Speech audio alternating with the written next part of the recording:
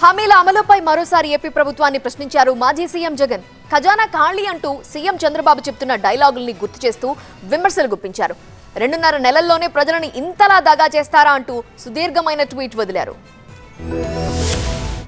AP CM చంద్రబాబుపై మాజీ ముఖ్యమంత్రి జగన్ విమర్శలు గుప్పించారు. ఇచ్చిన హామీలు అమలు చేయకుండా తప్పించుకోవాలని చూస్తున్నారని మండిపడ్డారు. ఎన్నికల హామీలకు తనదే హామీ అంటూ ఎన్నికల సమయంలో చెప్పిన చంద్రబాబు ఎన్నికలైపోయి అధికారంలోకి వచ్చాక రాష్ట్రం బాధ్యత ప్రజలదంటూ తన నిజస్వరూపాన్ని బయటపెట్టారంటూ మండిపడ్డారు. ప్రమాణ స్వీకారం చేసిన తొలి క్షణం నుంచే సీఎం ప్లేట్లు ఫిరాయించారన్నారు. ఖజానా ఖాళీ అంటూ తప్పుడు శ్వేతపత్రాలు విడుదల చేసి ప్రజలను మభ్యపెట్టే ప్రయత్నం చేశారన్నారు. అప్పులకు వడ్డీలు కట్టడానికే డబ్బులు లేవంటున్న చంద్రబాబు లేని అప్పులు ఉన్నట్టుగా వాటికి లేని వడ్డీలు కడుతున్నట్టుగా పదే పదే మాట్లాడి ప్రజలను మాయ చేసే ప్రయత్నం చేస్తున్నారని విమర్శించారు. తల్లికి వందనం రాలేదు, రైతు భరోసా ఇవ్వలేదు, మత్స్యకార భరోసా అడ్రస్ లేదన్నారు. ప్రతి ఇంటికి ఉద్యోగం లేదా నిరుద్యోగ వృద్ధి ఇస్తామన్న మాట కూడా చంద్రబాబు నిలబెట్టుకోలేకపోయారని మండిపడ్డారు.